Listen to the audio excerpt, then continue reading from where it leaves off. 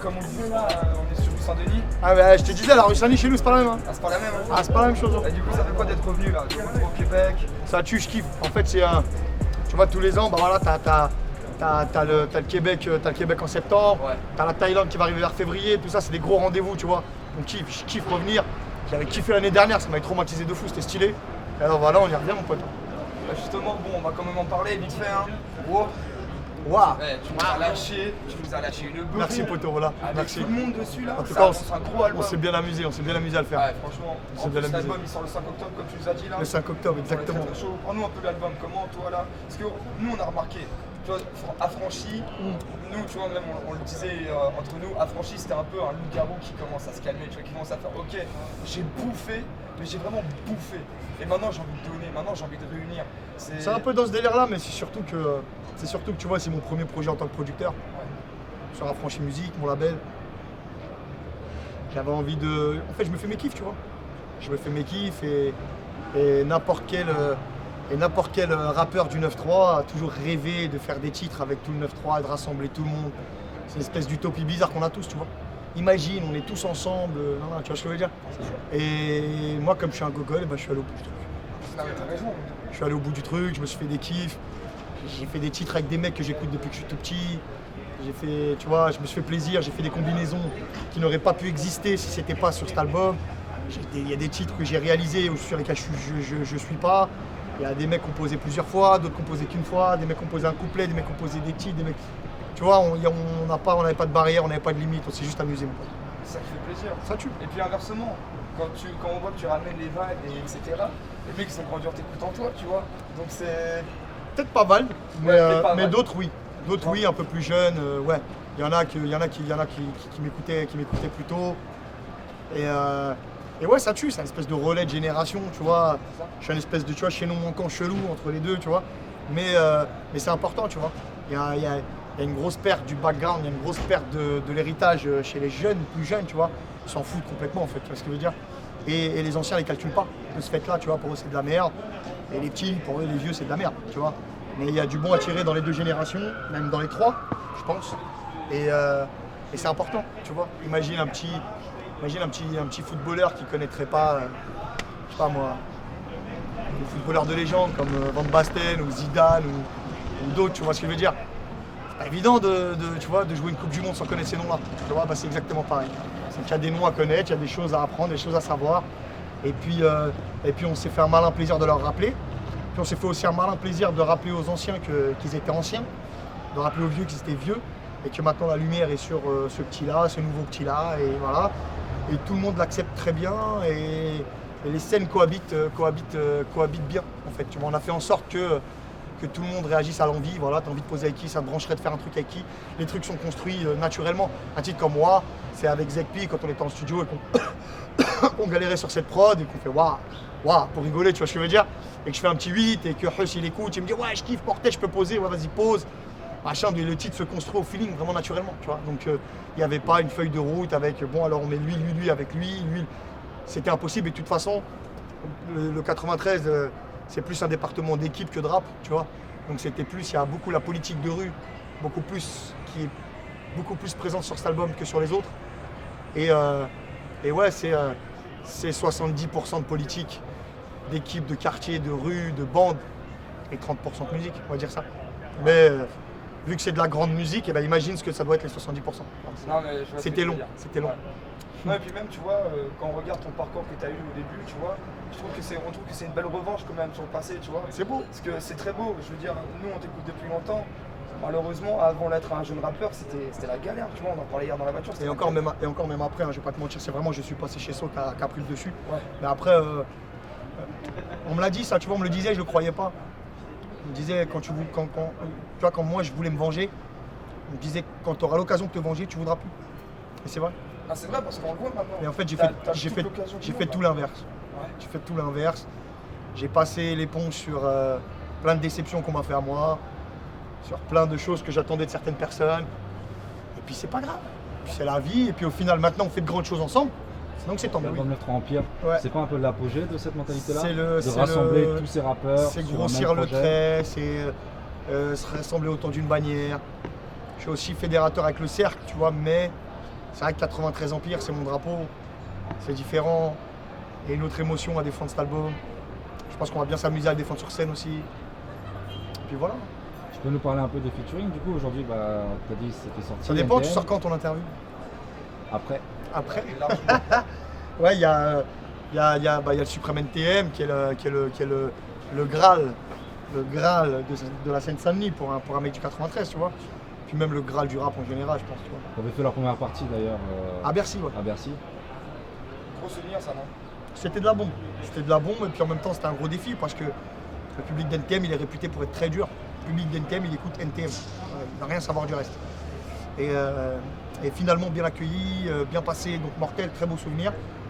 Et puis de l'autre côté, après il y en a d'autres tu vois qui n'avaient pas rappé depuis longtemps aussi. Je pense à Alpha 520 qui est une légende chez nous et qui n'a pas touché un micro depuis 10 ans et qui revient dans 93 Empire. Il y a même des mecs de quartier en guerre qui rappent ensemble dedans, tu vois. Il va y avoir aussi le retour de Caris après tout ce qui s'est passé. Il va y avoir.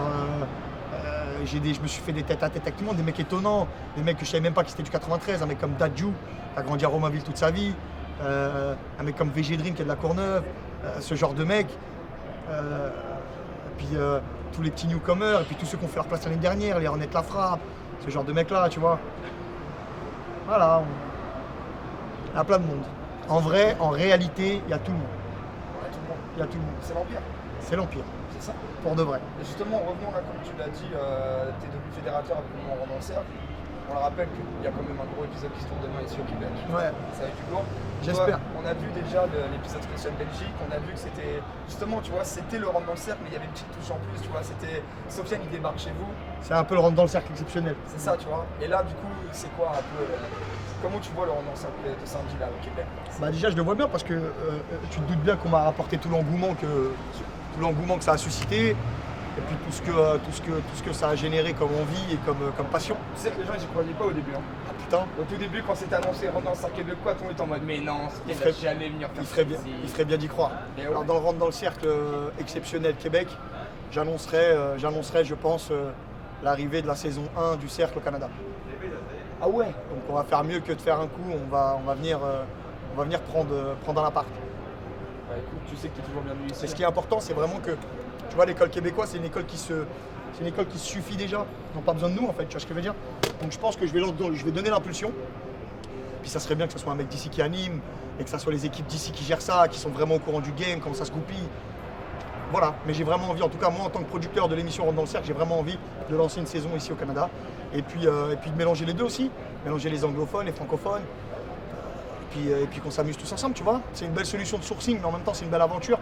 Et puis c'est un bel endroit d'accident. Tu vois, c'est un moment figé dans le temps en fait, Rentre dans le Cercle, où tout peut se passer. Où un mec a 0 vue sur YouTube, il peut voler la vedette à un disque de diamant. Tu vois, c'est ce moment-là, c'est le moment où un mec un peu médiocre, habituellement dans ses titres, va avoir une attitude, une manière d'être, une manière de se tenir, une manière de bouger, ou une manière de rapper, ou même un mot, et qui va faire qu'il fait son buzz et qui se fait remarquer. Donc c'est la loi du public. C'est la vraie loi du public. Donc tu vois, est-ce que le Québec, justement, toi, dans tes yeux, serait pas un peu en train de devenir le nouveau New York du rap français? Bah, je pense surtout que c'est une école qui a envie de s'affirmer, en fait, tu vois. Et puis il y a cette espèce de manière de penser chelou d'ailleurs, parce que nous aussi on l'a des fois. Mais tu sais voilà la réaction que tu as eu tout à l'heure. Les mecs ils disent mais non mais il va jamais venir ici. Si mon pote, tu vois, il y a plein de trucs à faire. Vous avez un gros territoire, vous avez plein de talents. Vous avez des mecs en plus qui n'ont pas nos codes de rap français, qui n'ont pas nos freins, nos cadres, tu vois, nos cases. Ils vont avoir une influence quinri, mais réelle, pure, pas dénaturée par nous ce qu'on pense, tu vois, des quinri. Parce que sûrement les mecs de Montréal, ils vont en week-end à New York, machin, et ainsi de suite, tu vois, ça s'échange des trucs. Donc je me demande, moi, ma vraie question c'est vrai que j'aurais pensé qu'elle se serait plus développée ces dernières années, tu vois, je pense. Mais parce que je pense qu'il y a l'avènement des vraies structures qui arrivent là en fait chez vous maintenant.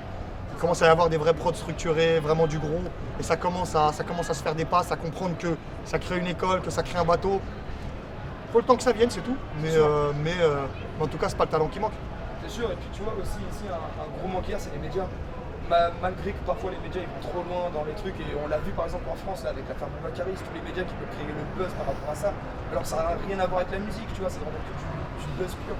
Alors qu'à la rencontre ici, il y a masse de talent, comme tu dis, c'est vraiment un générateur, un rappeur, et il n'y a pas assez de médias. En France, on a de la chance, on a les rap élites, on a FIF, et Ahmad Bouscapé. Tu vois ce qui est bien, c'est que si le Québec n'a pas le réflexe de venir aux médias français, et ben pour le coup là c'est le média français qui se déplace au Québec. C'est tout. Si vous avez la flemme, on vient à nous. Il n'y a pas de problème les gars. Et parlons du coup un peu de Sofiane, justement, un peu média, un peu producteur, et la création de Random Cercle avec Dailymotion. Parlons un peu de tout ça. Demolition, c'est quelque chose, c'est une structure de laquelle je fais partie. Donc c'est vraiment la chaîne de découverte, référence du rap français dans l'Hexagone en tout cas. Et on avait l'impression qu'il nous fallait, une. C'est un peu dans le même délire que. C'est con ce que je te dis, mais c'est du imagine tout ça. Tu vois, ouais, imagine qu'en vérité on vient, on fait des freestyles, on en fait une émission et machin et on mélange trucs. Ouais, imagine, bah viens on fait. Tu vois, ouais, imagine on réunit tous les rappeurs du 93. Ouais, imagine c'est que d'imagine. Tu vois ce que je veux dire? Donc en vrai, ce côté venez on rappe sans se prendre la tête, on met juste du son, on s'en bat les couilles, tu vois. On se prend pas pour des gens de la télé, on diffuse sur YouTube. Tu vois gros? On diffuse sur YouTube, tu vois, tac tac, on s'en fout. Pas de limite, pas de truc, on mélange tous les raps, toutes les influences, on invite des gens du métier, tout ça. J'avais le réseau dans le répertoire pour le faire. Alors je me suis pas gêné, voilà, tout simplement. Justement là, on a vu par exemple le dernier Random Cercle qui a été publié, Ouais. La Fouine. Ouais. C'est énorme. Mais c'est énorme, c'est un délire en fait. Mais bravo. Jamais on aurait cru que La Fouine viendrait sur Random Bravo à lui, Cercle. bravo à lui. La preuve, ça lui fait beaucoup de bien. Ouais, de ouf. Bravo à lui. C'est une leçon d'humilité, c'est très bien. Il vient se frotter aux petits jeunes. Il a vendu beaucoup d'albums. Il sentait que le cercle pouvait lui donner ce regain de buzz avant sa sortie de mixtape. Et puis aussi, bah, c'est le format qui se fait maintenant. Donc en fait, il est juste monté dans le. Il s'est juste actualisé en fait. Il a juste fait un update. Tu vois, il a juste fait un update. Et puis il a tué ça. Il a tué ça. Et les réactions en France, je sais pas c'est comment ici. Mais les réactions en France a été énormes. Et puis c'est comme pareil lui, comme d'autres, hein, Cynic dans la saison 1. Des mecs qui ont vendu énormément d'albums. Il y en a eu plein. Donc ouais, il y a des mecs qui ont vendu énormément d'albums qui sont venus dans le cercle. Et certains ne serait-ce que pour saluer l'initiative. Tu vois, le délire, nana. Certains pour faire de la communication sur leur propre projet. D'autres, voilà, tu vois. Le cercle c'est open, c'est ouvert mon pote, tu vois, c'est ouvert, c'est pas un exercice facile, contrairement à ce que tout le monde peut penser, c'est pas facile. Parce que toi tu vois le cercle, tu vois pas derrière la caméra, et c'est rempli de professionnels de la musique, des équipes, des gens, de machin, donc t'as une vraie pression, tu vois, t'as une vraie pression. Et voilà, ceux qui s'en sortent dans le cercle en général peuvent s'en sortir à peu près partout. On t'a vu dernièrement énormément en featuring avec plein d'artistes, Ouais. surtout sur les albums qui vont sortir. Je pense à Disease, Ouais. je pense à Cabachangas, Sadek aussi, Sadek sur l'album Ouais, de Sadek, Sadek. ouais, qui va d'ailleurs être sur 939. à plusieurs reprises. Du coup, ça se passe comment toi? T'acceptes un featuring parce que c'est un artiste qui te plaît? Je suis au feeling, je suis à l'humain. C'est-à-dire que les mecs à qui tu me vois, en fait, j'ai refusé 10 fois plus gros. Mais je m'en tape en fait. Je m'en bats les couilles en fait. Tu vois, je m'en fous. Je préfère recaler un gros. Tu vois? Oui, voilà, tu vois. Et puis il y a des mecs, des fois c'est des tu t'attends pas à ça, tu vois. Des fois tu le fais business, voilà. Puis tu rencontres le mec. Et puis finalement il y a un vrai truc qui se passe en studio. Je pense à Jul. Tu vois, Jul, on est venu, on a fait un titre pour son album, on s'est retrouvé avec 5 titres. Tu vois, voilà, viens on rigole, viens on s'amuse, viens on continue, viens on truc, viens on nanan. Tu vois ce que je veux dire, voilà. Donc c'est au feeling. Si je peux poser avec un total inconnu parce que j'aime bien son délire, ou alors qu'il a fait un truc que j'ai kiffé, ou qu'il a une attitude et une manière d'être que j'ai kiffé, et je peux recaler un multiplatine parce que j'ai pas le temps et que je m'en bats les couilles en fait. Tu vois. Donc en fait j'ai pas besoin de ton exposition. Ça je m'en fous. Tu vois. Donc, C'est vraiment pour le feeling et l'humain. et puis voilà, et puis surtout que maintenant j'ai des artistes qui sont signés sur mes structures qui ont des buzz énormes, Pas comme ça. par exemple. Donc t'as vu gros, Énorme. tu vois, en fait le côté je vais aller tirer du public chez toi, me mettre en avant, à me mettre sur ton album parce que tu vas me ramener une partie de la population que j'ai pas, en fait je m'en tape. Tu vois ce que je veux dire? C'est soit j'aime bien ce que tu fais, c'est bon délire, et on le fait, soit je me dis que j'aurais aimé croiser un Sofiane qui me donne ça. Tu vois ce que je veux dire? Souvent c'est ça en fait. Souvent je me dis vas-y je vais lui faire un kiff. Le petit il sait pas, tu vois, il se doute pas une seule seconde que je vais poser. Tu vois, je vais lui faire un kiff et voilà. C'est con. Ça revient à ce qu'on disait tout à l'heure. le fait d'avoir placé l'éponge sur plusieurs trucs et d'avoir changé d'image. Ouais, mais en vrai, ouais, et puis plus que ça, passer l'éponge, casser la table, sortie de la maison, total frère, tu vois, c'est vas-y. C'est bon, next, passe à la suite, ma gueule. Et Tu pas vois Carry. Hein Pas Carry. Je m'en bats les couilles des Quinry. Je m'en bats les couilles des Quinry parce qu'ils ont une manière de bosser qui me va pas, en fait, tu vois. J'en ai refusé des Quinry, carrément. Je ne vais pas citer de nom, mais j'en ai refusé. Non, mais c'est pour ça. Ouais, je m'en fous. En fait, tu vois, j'ai vu des mecs payer des Quinry super cher. Le mec, il te met même pas un tweet, ma gueule. Il te respecte même pas, poteau. Tu vois, donc il est venu, il t'a pris 40 000, il a pris 40 000 à un mec en Allemagne, il a pris 40 000 à un mec en Angleterre, il a pris 40 000 à un mec en Italie. Il est rentré avec une belle somme et toi, t'es qu'un con. Et tu défends ton truc et tu kiffes. Et tout le monde voit qu'il te prend pour une merde. Et toi, tu kiffes, pas que t'as juste le nom. C'est tout pété. Tu vois, et tu remarqueras, il n'y en a pas beaucoup des filles de Quinry qui pètent en France. Tu vois, donc ça coûte cher pour rien. Ah, ça te fait dépasser le budget de l'album pour que dalle. Ça. Pas intéressant. Et il n'y a pas longtemps sur mon reality, tu disais justement que toi, le rap américain, ça t'intéressait pas plus que ça. Non, je kiffe. Mais tu parlais justement que le rap français avait de plus en plus son identité. Bon. C'est quoi pour toi aujourd'hui l'identité du rap français? C'est certains points qu'on a nous et qu'ils n'ont pas.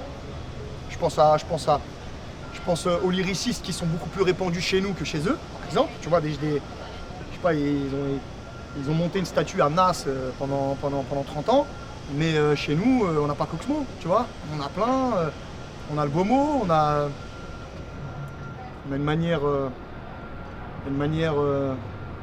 moins foutage de gueule de rapper, je pense. Et puis c'est même pas dans la comparaison, c'est juste qu'on fait des choses qu'ils font pas. Pendant tout ce temps-là, ils faisaient des choses qu'on faisait pas. Bah maintenant, nous aussi, on a nos trucs qu'eux n'ont pas. Donc forcément, ça crée un caractère. Et de là découle une identité sûre, je pense, tu vois. Et puis, ne serait-ce que voir l'influence que peut avoir le rap français sur tous les autres raps à travers le monde, réellement, pas qu'en Europe, tu vois. Je pense aux Russes, je pense à l'Afrique, je pense à certains rappeurs qui sont partis s'installer au Brésil et qui font du sale en Amérique du Sud. Voilà, nous aussi on s'exporte, voilà, on a à rougir de personne. Alors ouais, on kiffe le son Quinry, attention, on crache pas. Ah non. C'est mortel, c'est lourd, ça tue, ça déchire, ouais, super. On a bien vu que tu faisais même un petit move hier avec le Rider. Ah ouais, même parce que moi je suis un mec de la West Coast, c'est pour ça. Parce que c'est pas parce que je suis un mec de Compton, je suis un mec de Crenshaw, c'est pour ça. Non ouais, moi c'est mon enfant, j'ai kiffé de fou. Donc ouais, non, on kiffe le son Quinry, y a pas de galère, mais... Il n'y a pas besoin de dépasser le budget. Il n'y a pas longtemps, il y avait un rappeur Quinry en France. Je vais proposer. Ouais. Je vais proposer. On s'est pas mis d'accord sur l'oseille. Ah ouais. Ah, il voulait trop cher. Ah, c'est ça quoi. Mais ça aurait été bien. Il n'y a pas beaucoup de Quinry à qui je peux donner d'oseille. Vraiment pas beaucoup. Tu vois. Mais lui, ça valait la peine. Ça valait le coup. Ok. Justement, tu vois, pour vraiment finir là, on parlait justement de l'importance du rap français et l'influence que ça a. Il y a la Belgique qui a explosé, il y a la Suisse qui a explosé, il y a le Québec qui explose. On voit cette influence du rap français. Pourquoi choisir de back up autant le Québec versus la Belgique ou la Suisse par exemple? Bah, c'est pas pareil, la Suisse et la Belgique, j'y suis beaucoup plus souvent pour les festivals, j'y suis beaucoup plus souvent en concert, je fréquente beaucoup plus souvent les rappeurs suisses et belges que les Québécois, tu t'en doutes bien. Mais il y a une bonne énergie ici, on m'a bien accueilli et comme je vous vois moins souvent, bah, vous me manquez un peu. Donc je la fais différemment avec vous, tout simplement.